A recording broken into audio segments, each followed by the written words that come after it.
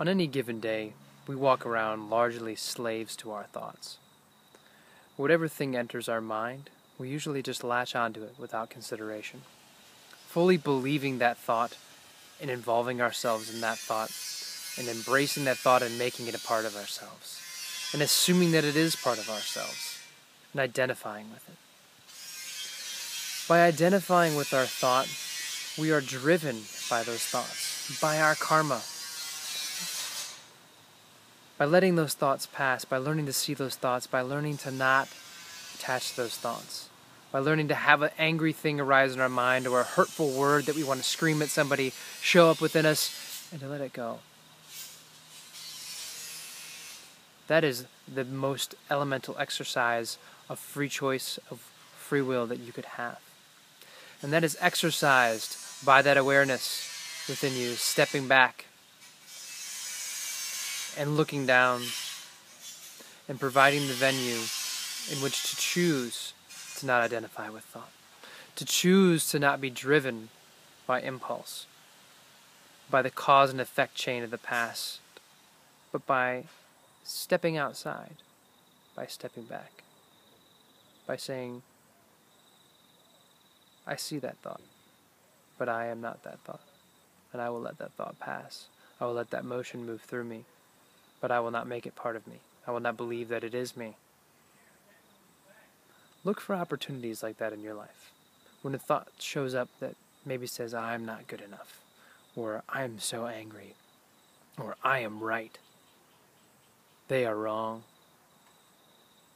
Any thought. Stronger thoughts are usually more easy to see, which is why I use them as examples. But watch that thought move. Watch that tendency to strike out, to lash back, to doubt yourself. Watch it come up. And let it move through you without believing it, without attaching to it. Let it go by. And in that moment, you have practiced true freedom. You have practiced true action and right action. In that moment, you have become powerful. You have exercised choice. You have stepped outside of the stream of cause and effect, of purely being driven by your thoughts.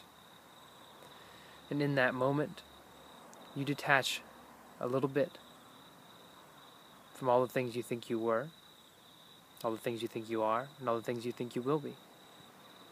And you create a little bit of space of not being everything that you think you are.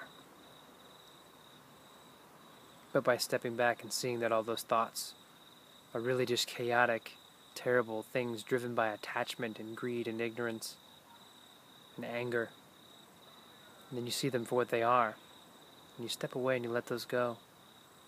You start to bring a peace back into your life, and a happiness, and a contentment. And it may only happen a few times a day, but the more you do it, the more you practice it, the more it will become part of you to see the tendency to act in a selfish, angry way, and to let that go. To see that self-doubt thought show up and to not believe it.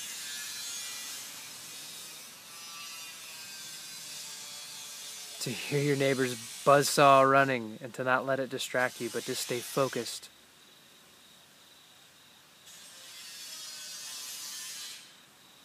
You can use your mind in powerful ways. Start taking a chance to look at your thoughts as they show up. You don't have to believe them. You don't have to think that you are them. In fact, you can diagnose them and see their absolute absurdity.